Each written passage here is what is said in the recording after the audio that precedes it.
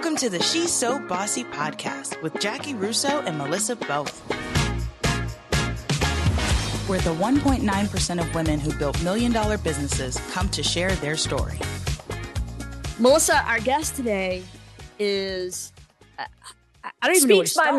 Speaks my language. You got to admit. I was silent the entire time. The whole hour, the two of you bonded on psychology and neuroscience and mindset. Limiting beliefs and courageous action. And yes. Yep. Well, and your best friend is Brene Brown. Her best friend is Oprah. So it feels like y'all were just meant to meet, and I was here to witness the excitement. Yes, it was all definitely my language. Yeah. So Dianna is awesome. For all of you who are thinking, do I want to listen to this or not? Trust me, you do. She is going to teach you about what it's like to come up in a seriously male-dominated industry and time, build a business. And when she was done, she built this thing up to almost $500 million with a B, $485 million in revenue, hundreds of employees. She's got a story that you want to listen to.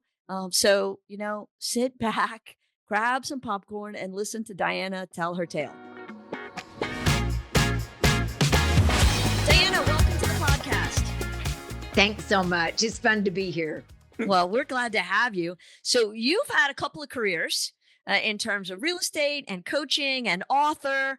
Tell us a little bit about you. Give us some background. Well, it's interesting. I started working when I was 5 years old, selling magazines at our grocery store. Now, when I went into real estate, I was one of those people. Women were not welcome in real estate back then, to be real honest. I had to go to 12 offices before someone would hire me. And I finally got hired one day, and I went home and went, what did I just do? I can't even afford a babysitter. And so I put my kids in a red wagon and started going door to door to meet people. Interesting enough, though, sold 104 homes my first year when the average agent was selling 5. And they went, how did you do it? And I went, I worked. Right. I mean, it was like, nobody told me you shouldn't sell a lot of homes. So I think sometimes we're held back by what people tell us. Yeah. Those limiting beliefs, for sure. Yeah. So what market were you in? I've been in sellers and buyer markets. I was selling in the Denver area, Arvada to be specific, and then branched out into the Westminster areas and a little bit further north. And after having much success selling 4,000 houses plus, I went on to become the CEO of the coaching and training division of Keller Williams Realty International. And that was fabulous. Building that company, going from losing $1 million to making $500 million was pretty doggone good. And I loved every minute of it, bringing on coaches and helping them create their own company. It's great. That's awesome. That's incredible. And isn't that their flagship training program now too? Yeah, actually, when I was there, I was able, with other people, nobody succeeds alone, to help bring it to the #1 training company in the world 5 years in a row, which put us into the Hall of Fame. Oh, so wow. Lots of fun things were happening back then. That is awesome. When you took over as CEO, how many employees did y'all have? Oh, we didn't, me.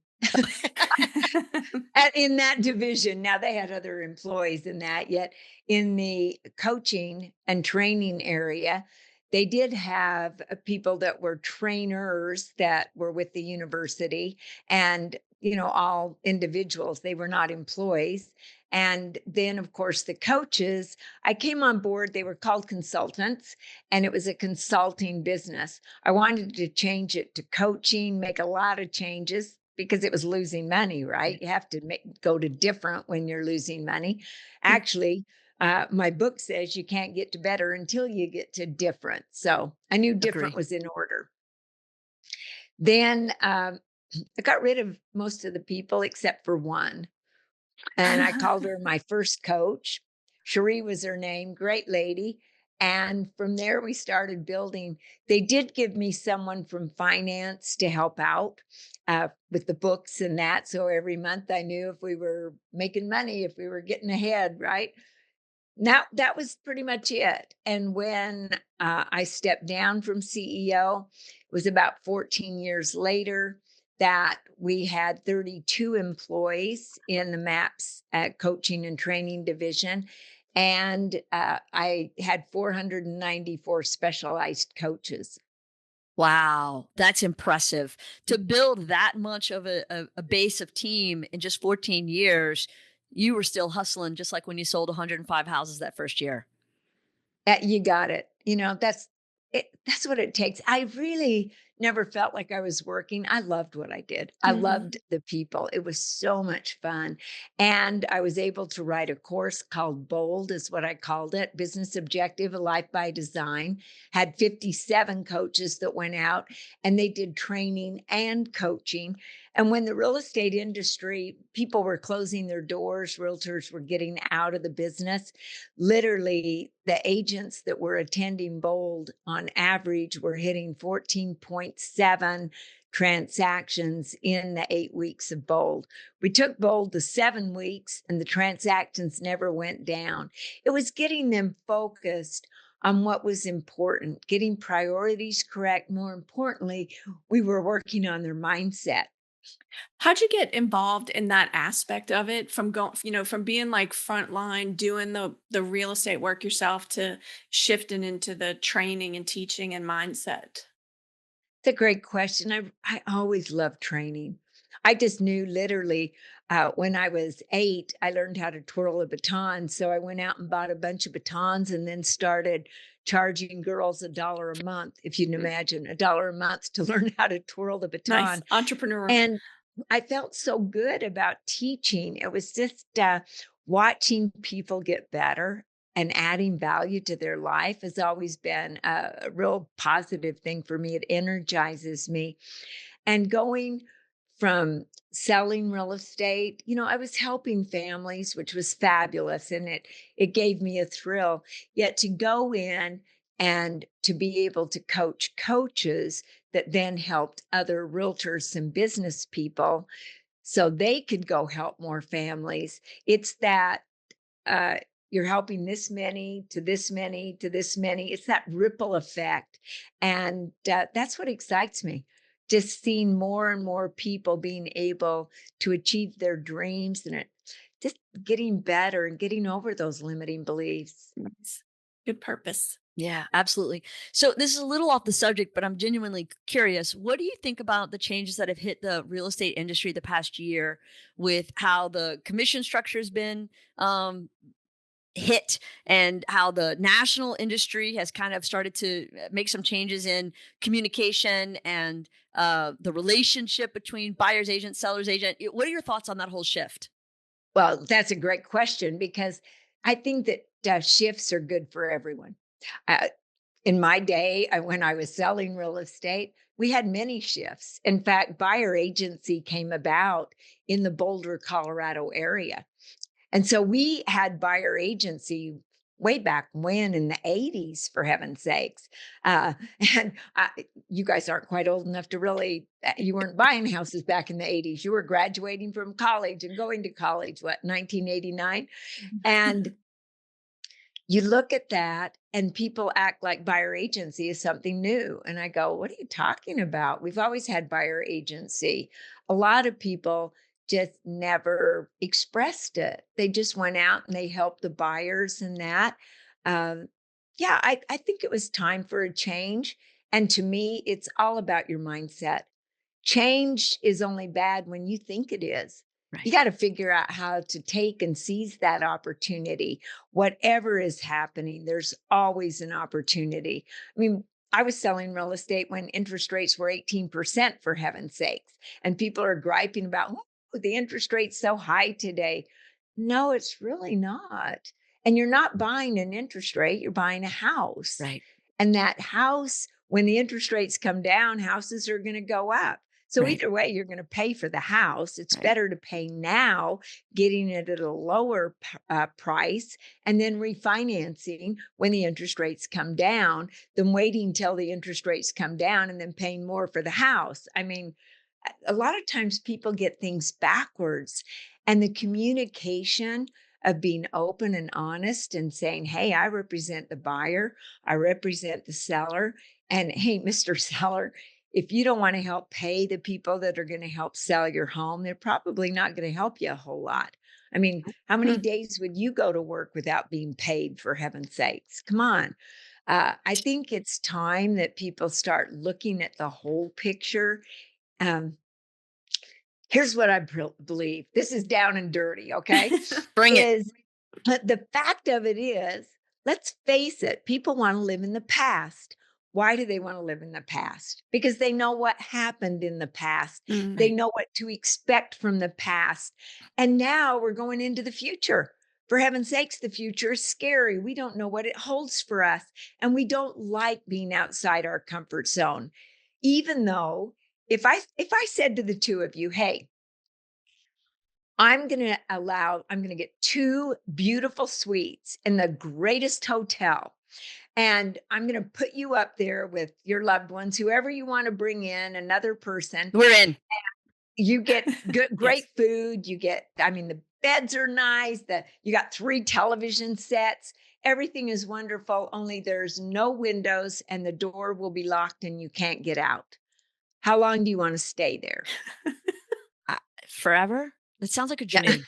Do I have all the books I want to read? I mean, do I have an No, iPad no, or Kindle? no books, no. Just TV. Nope, you just got a TV and think about that. No, Most I wouldn't No. like people, that as much. If couple I of could read days. books, if I could read some Yeah. books, I'd go to prison for that. But no. Yeah, Check it. couple of days, Yeah. probably. Yeah. And yet, most people, that's where they live their entire life. They don't want to get outside their comfort zone because outside their comfort zone is scary. Mhm. Yet, when we're clogged in, we don't realize that our thoughts, we all made a cage. We all live inside a prison.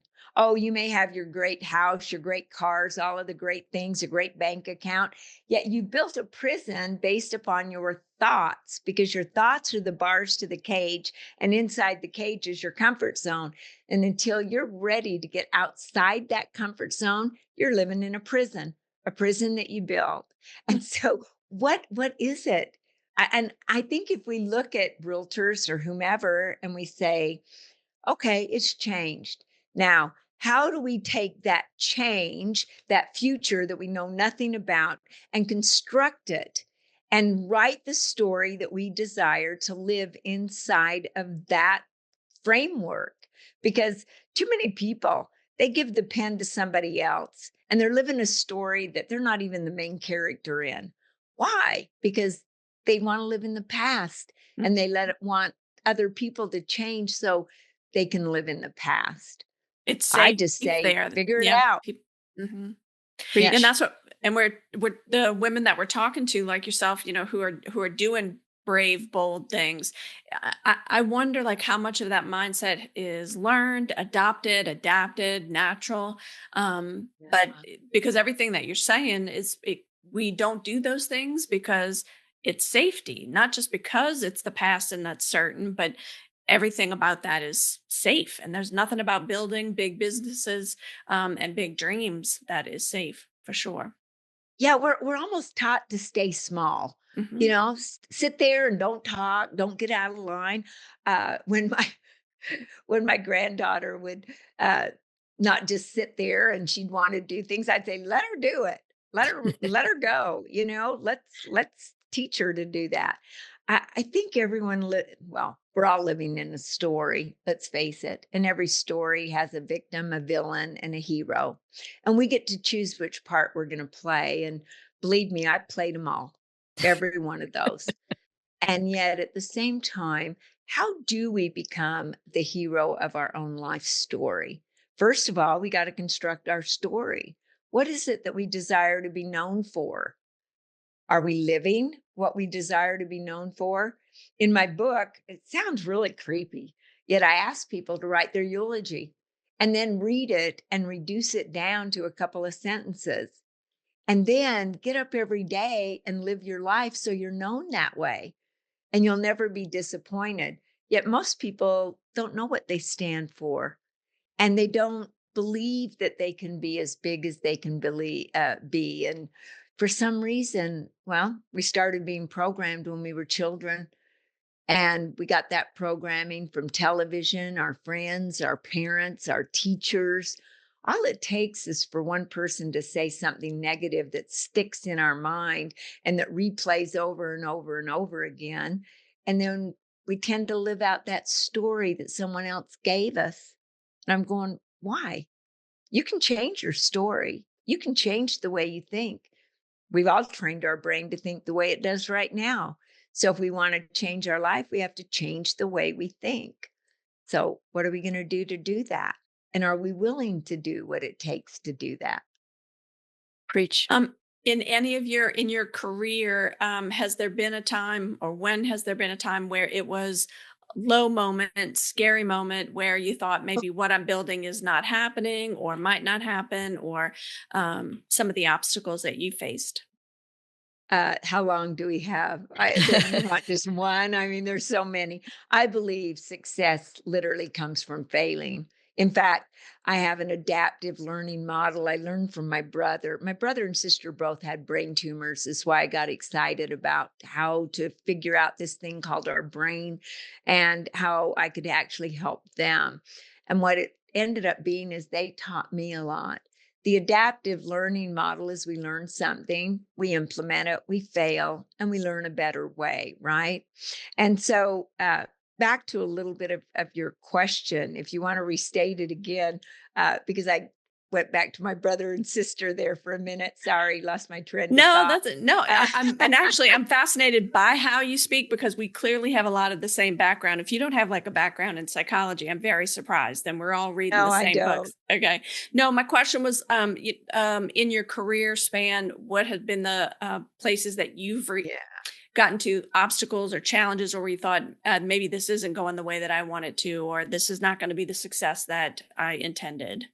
You know, that's so interesting. It was about failures, and that's why I went to the adaptive learning model. And it's interesting because we train our brain to either focus on the failures or the successes. And my brain went to success and it kept going, that isn't what she asked. What did she ask about? And I went, oh, failure. That's why I didn't remember that one. I didn't want to remember it. You brain dumped that Okay. one. So here's the greatest thing. It's pretty embarrassing to actually talk about, but That's it the was stuff we want a to big talk moment. about. No, I think people learn from it because, see, I was very successful when I started in real estate. I said I didn't have a babysitter, went door to door, met a lot of people, sold a lot of homes. And I literally became so focused on future income, I neglected to watch the money we'd already made. And I mean, I opened up my own agency. I grew it to multiple locations. I've started a property management. And then I made a big critical mistake. I hired a friend who needed a job and I gave her all the books in the property management division and I trusted her. And while I was out growing the business, she was quietly siphoning off rent checks and mortgage payments unpaid. Um, yeah, it was Wow. pretty interesting. And of course, the homeowners, they kept receiving everything's fine reports. And I was blind to it all. I wasn't watching what was going on. And I woke up one morning to responsible for 216 unpaid mortgage payments. Oh no. Whoa. And yeah, oh no was right because I got to tell you, I was a single parent. I felt like I'd let my kids down. You can imagine what I went through. Fear didn't knock on the door; it moved in. And I mean, what else could I do other than downsize? Right? I sold my businesses. Didn't take out bankruptcy, but I sold the businesses, sold a lot of my belongings, and went back to selling real estate. And I cleaned houses on the side. And I got to tell you, that taught me what no business school ever could have taught me. And when you look at that and you have something like that happen, let me tell you, I learned to watch my money and I visit my money, and I've done it almost every week since then. And so when I became CEO of the Keller Williams Realty International Coaching and Training Division, I watched the money. I watched it because I love the people. And if you don't make profit, you can't employ people. So they kind of went hand in hand. And they even said, nobody watches the money like you do, Dianna. And they were right. And I Yeah. learned a long time ago after that fiasco because things actually got a little worse. I went to a board meeting, drove and had 3 other board members carpool with me. We walked out of the meeting and we couldn't find my car. And a policeman in public announced that, ma'am, your car wasn't stolen, it was repossessed. And so word spread pretty doggone fast. And the joke was, hey, don't ride with Dianna unless you like hitchhiking, right? So that was no fun to live through all of that. Yet when something that big of whatever it is hits you, you have a choice. You either have to dig your way out of it and continually talk to yourself about how you are getting through it and you are going to get through it and look at the light at the end, or you can crawl in a hole and become a victim. And at first I did. I became a victim.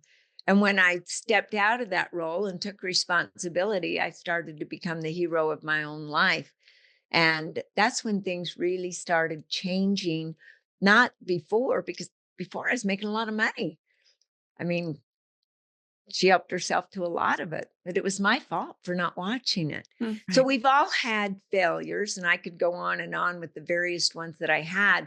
But I think we have to realize there's 4 storytellers in our mind. I write about them in my book. The first one is the devious one. That was the one that kept me in victim for a while. The one that says you're no good, you didn't do right, look at how terrible you are. What were you thinking? You'll never be a success. I mean, all these things just kept replaying, especially at 2 a.m.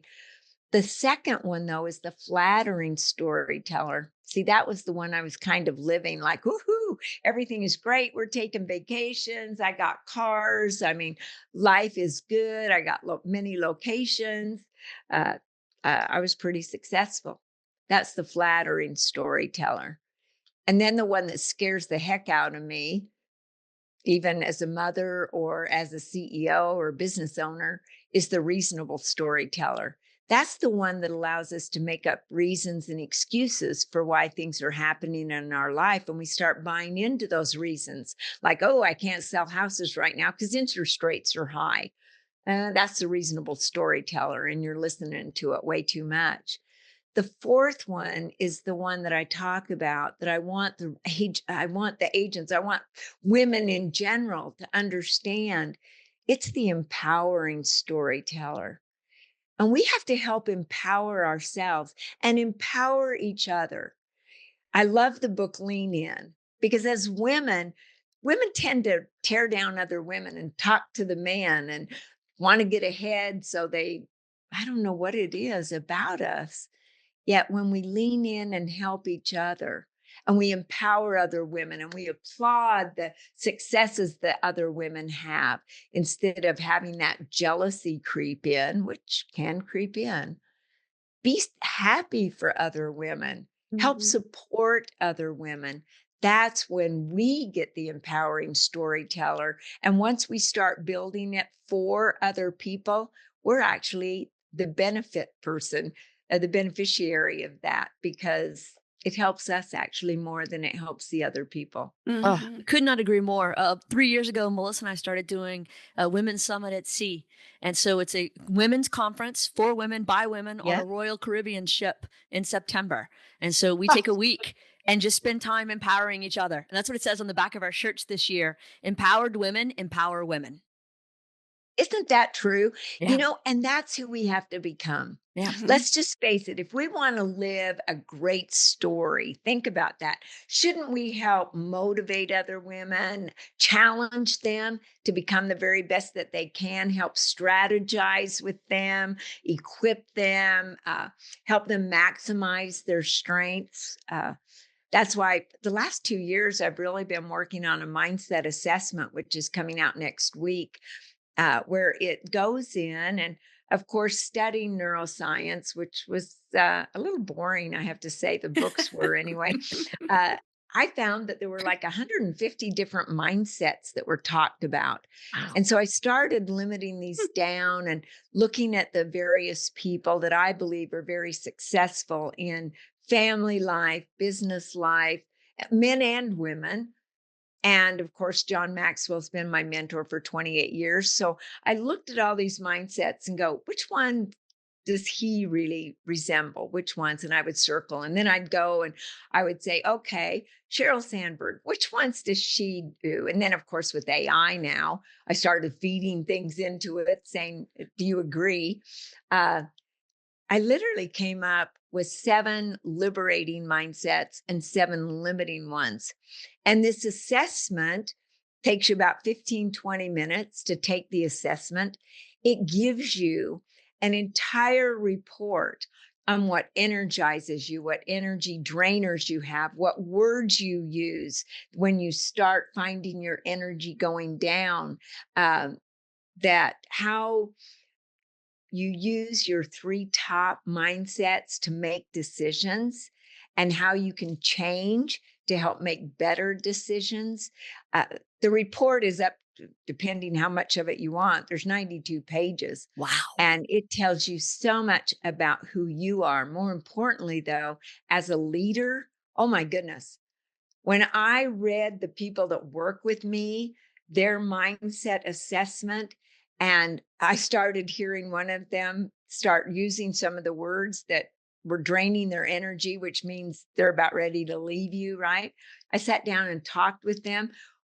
We're literally changing her job because what I found was she's so good at marketing and she loves marketing and she was doing too much admin.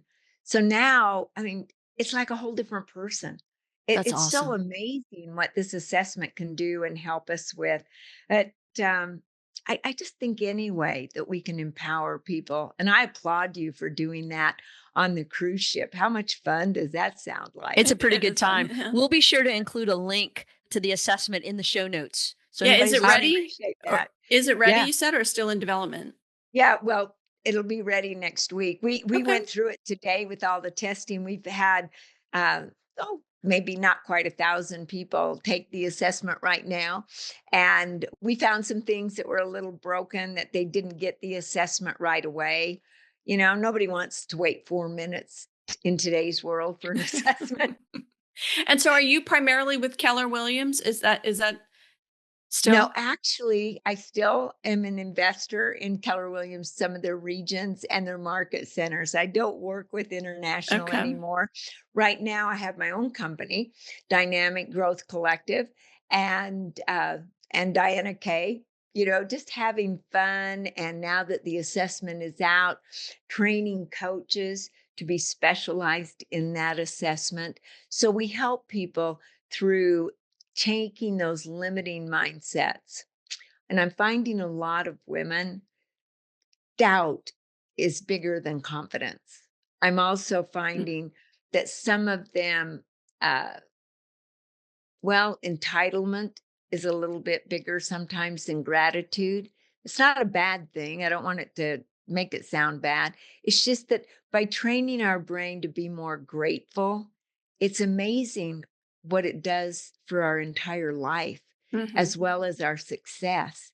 And so, little things that we have found to help people with and how to change that mindset. Because I said earlier, we trained our brain to be the way it thinks right now. And we all have thought habits. The question is, are those thought habits helping us or are some of them holding us back? It's like putting a parachute on. I don't know if you've ever seen this on the beach. There's people that they'll put a parachute on their back and they'll run, and that ocean breeze pulls the parachute back and it builds their leg muscles. And so now they take the parachute off and they can run so much faster. Well, I think all of us have running parachutes that we've been carrying around with us for years. And it could be in the form of fear, of doubt, of limiting beliefs, of thinking that we're not good enough in some area. And when we can cut the straps to that parachute, which is what I've been working on and now are training coaches how to do, I see people start just taking off. One gentleman, for example, he literally had such a scarcity mindset, and it was showing up in that running parachute of fear and doubt. He didn't dare charge for what he was worth. And he was giving away so much free. And yet, the way that he was living, he could hardly afford to live. Mhm. And so by cutting that parachute and taking him through the steps that we did, I mean, he is now, his business has grown. He's making more money. He's able to give money back instead of just scrounging by. It's amazing. And I just get the biggest thrill out of watching people just start running forward with so much more success. That's great, Diana. That's awesome. So talk to us a little bit about the book. When's it coming out? What's the focus? Who should buy it? Give Yeah. us Well, the the book rundown. is out. It's called Becoming More. You can't get to better until you get to different. You can get it on Amazon right now. That's the best place. And of course, we have the audiobook for those people that love to. That I got to tell you, that was an interesting situation. You talk about your storyteller in your mind saying you shouldn't read your own book. You don't have that great of a voice. Are you kidding? How are you going to do that for, how many hours it takes? And then my son made one comment. He goes, Mom, why wouldn't you record your own book? After all, when your grandkids have kids and you're not around, wouldn't you want them to know what you sounded like? Because nobody's going to emphasize the words that you emphasize because you wrote the book. And I went, done, I'm doing the book. Nice. And Nice. so I went and did the book, right? And the hardest part was talking for that long and that many hours and making certain that it was word for word correct, right? That's awesome. But you got the good microphone, so I bet it sounds great. Yeah, no, it was fun and it was exciting. So yes, they can get the book and I'll give you the assessment to you can put on Please. Oh, the cool. bottom and they can go after it if they like. I just love what you guys are doing Thanks. and just bringing. How much are you finding that women maybe sometimes don't want their emotions to show because we've been told, oh no, you got to hide that emotion, right? For sure. I mean, I think we've interviewed women who have lessened themselves because they feel like that's what they need to do to compete against men. Yeah. We've interviewed women who've been more of themselves. So I think that there's the different reaction depending on what they think is going to give them the best chance of success. Mhm. So Yeah. as you come into the company as a CEO, you lost $1 million the year before. You've got no employees in your division. What were the first steps you took to put the ship back on the right path? Well, first of all, I started benchmarking everybody and anybody that was doing what we were doing, whether they were in real estate or not. Study the So I looked competition. at every consulting company out there. Well, not every. I took the top 25, Sure. right? I mean, and so I started with an Excel spreadsheet and I would put down the column the name of the companies and then the other columns, I would put all the different things that they offered. And I'd put little check marks and I'd say, okay, which one offers the most? And yet nobody offered everything. And I went, well, what if I could offer everything? And because nobody does that, that would set me apart. And then I went through and said, is that worth offering? Right? How would that help the end user? And everything that I did was about the end user Mm-hmm. because I truly believe one, helping people to where they feel important is one of the Mhm. top things. More importantly, they progressing? Because if you're coaching them and their business is flatlining, yeah, go. I'd fire you for heaven's sakes, right? So we got to keep going. Now, the interesting part when I took over, because nobody was doing that great in the consulting area, nobody wanted to hire them. Literally, even the CEO of the entire company and the president of the entire company, they were using Johnny Johnson's coaching program, which was outside of our company. And then Craig Proctor was a big one that they liked. They even took a picture of Johnny, Craig, and myself for the newspaper of the company at the time and said, choose one of these coaches. And I went, okay, so Johnny and Craig are way ahead of where I'm at because nobody even knows what MAPS is, right? And I said, okay, I'm going to go find 10 people. And I'm going to say, look, I'm going to coach you for 2 months. And here's the deal. After 2 months, if your business hasn't gone up, you can go tell everybody how terrible it is. Yet, if your business has gone up, one, you're going to start paying for coaching because see, they got free coaching also Mhm. inside of the market centers, and we charged $1,000 a month. So, wow, free or 1,000. So Right. I knew our coaches had to be good. And I said, after 2 months, if your business has gone up, you're going to start paying and you're going to write testimonials for me. Well, the 10 people, their business did go up. They started writing testimonials. And meantime, it was lead generation. Nobody was going to tell people that we were good. I had to go out and tell people myself and come up with things. So back in 2006, I started what was called power ups. And every morning, I know people are doing this now, and people go, well, that's not that big of a deal. Yet back then, nobody was doing it. It was a video every morning that lasted a minute to 5 minutes. Back then, people watched things longer than they do now. And it was just power up with Dianna, power up with maps.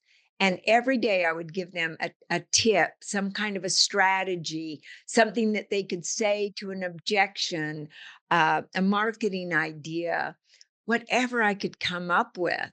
And it kept me going because it was Monday through Friday, every day a different one. I did that clear up to, well, I had about over 6,000 of them by the time I left. So when you think about what's something that no one else is doing, that if you started doing it would capture attention.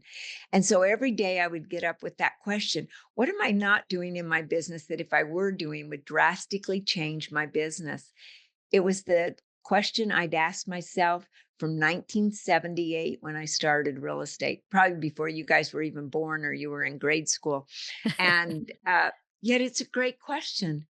What am I doing or what am I not doing that if I started doing would drastically change my business? So I never stopped asking that. I went from the one-on-one coaches to the group coaching, which nobody was doing, into the bold coaching, which nobody was doing. That's where the people went out and they taught and then they coached during the class. And then they hired coaches after that to continue with. And then I went into transformational coaching because I could see the mindset was holding the people back. Mhm. And the transformational coaching division actually started growing as much as the production side. Wow. Well, what's one myth about being a successful woman in business that you wish would disappear? That when people came in to talk to you, that they would actually talk to you instead of all the men in the room. Fair enough. Fair enough. I Fair enough. I would have people want to sell something and they would come in and they would because I had 4 men that reported to me and they would sit and just look at those guys and talk to them. And I remember one day I just had it up to my doggone eyeballs. And when they left, I shook their hand and I said, well, thank you so much for giving the presentation to all the guys. And since I make a decision, right now, I'll have to talk to them and I'll have to get back with you because as of now, the answer is no, we're not interested. Right. But I'll have to find out more about it since you wanted to talk to them only. And I Nice. walked away. I would never be that rude to somebody today that I Right. just had it that day. And I'm human. You know what? I just Yeah. some days just said, can I feel like I fit in with people that come from Mhm. outside or um, just that's one myth. The other myth I think that I'd love to see women realize is I think we have so much more to offer instead of less. Because let's face it, leadership is like being a parent. You got to know when to give them the attaboys, when to give them, Mm. do you realize how great you are? And Right. when to give them a good swift kick to help challenge them. And I don't mean pull them down by any means. It's like always kind of stretching them to help them become more and more, getting them outside their comfort zone, helping them establish better habits in their life. And I think women do that better than men. Mhm. I think there's a lot of things that we bring to the table that get missed. When all's said and done, what do you hope your legacy as a leader will be? Oh, the only thing I want people to say is she added value to everyone that she met and she made a difference. That's basically it. I mean, it sounds like you've done that. So Mhm. mission accomplished. And with the book, Well, we'll I continue appreciate to. that. I've been very fortunate, and I love what you guys are doing to Thanks. help other women, because we do need that. We need to help Mhm. empower each other and say the attaboys and go Yes. after it, Yes. and Yeah. don't be afraid. I don't know. There were days that I would give other people credit, or I would say what was actually my thought, but I would say, "Oh, I learned it from Zig Ziglar, or I learned it from somebody." I didn't learn it. We do crazy things. We actually sometimes present our ideas like we got them from somebody else, Mhm. or we let the guys take credit for things. And I got to a point where sometimes we have to stand up for ourselves Right. and No, I say, agree. I was part of that. Yeah. And oh, by the way, I do think it was the BOLD program, Coaching Skills Camp, Bold Leader, and Advanced Coaching Skills Camp that helped win that award. And it wasn't being egotistical. It was about making certain that what we did actually mattered, because I think we all need to have that. And to sit back and say, oh, that shouldn't matter. Isn't it interesting? More of that is said by other people, Yeah. not But but not about themselves. It's for other people to do. And it's Diana, you're really so right. and it's impressive that you in the season that you did it, 80s, 90s, and early 2000s, where it was harder for women to have that kind of message and to be heard and successful. So kudos to you for making that your mission now. Well, kudos to you for actually realizing that, because, it's so interesting. I became the first woman on a board of directors, and I went to the board of directors meeting. They all ordered coffee from me, which I was happy to get for them. I'm not above doing that. So I got them coffee, and then at the meeting I sat down and they introduced me as a board member, and you should have seen the look on those guys' faces. And it was interesting how, it was like, what is she doing here? What what are you? When I went to those 12 offices to be hired, oh, we have our woman. And I remember the women. They were my heroes. Yeah. Emma Curtis was with Van Scott. Marilyn Getch was with Moore and Company. And I kept going, how did you get in? And they go, we were the first to apply. And they were only going to pick one. Only one. Diana, this Yeah. has been fantastic. I hope everybody who's listening buys your book and follows the link and does the assessment. And so we'll make sure we add all that information in the show notes. You have been delightful. Thank you for your time. Thank you both so very much. It's been a delight being with you. Keep up the great work. Thank you. Thank you Thanks, so Diana, much. being an inspiration.